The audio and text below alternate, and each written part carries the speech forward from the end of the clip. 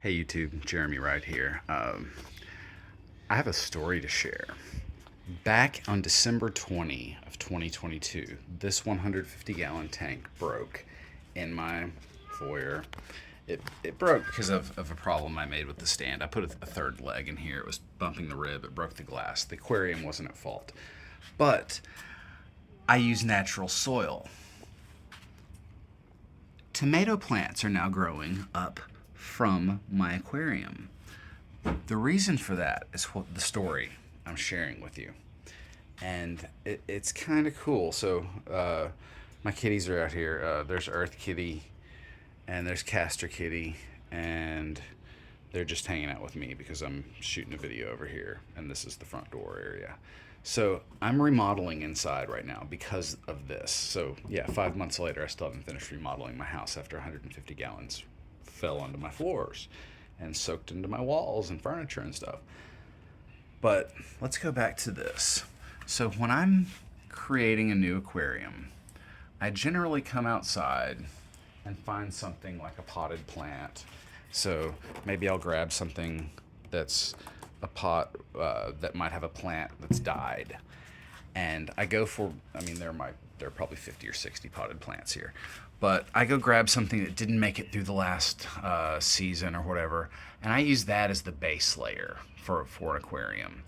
And that's just kind of my normal go-to thing. Then I mix some other stuff in, but I always start with just some dirt that I have laying around that already has a lot of bacteria, fungi, little maybe worms and stuff. Just it's alive. It's a great live culture, even though it's not necessarily aquatic. It's a wonderful start for an ecosystem.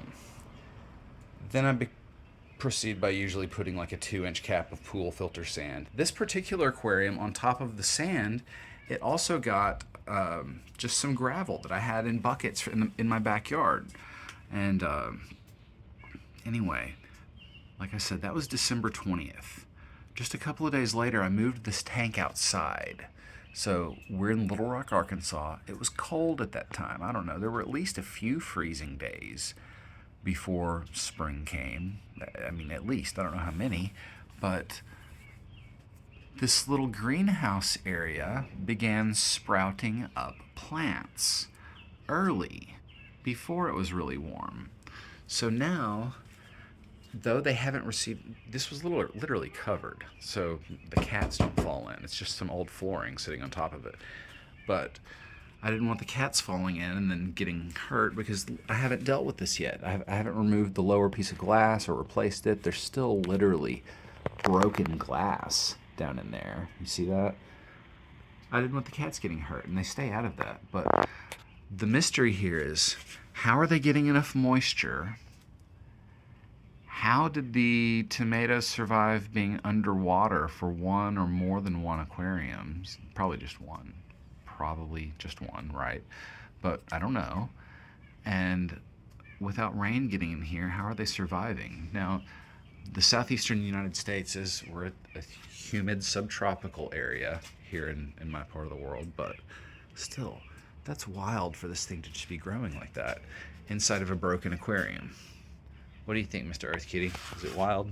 It is wild, isn't it? The world is wild. Whoa. Whoa. So yeah, the world's wild.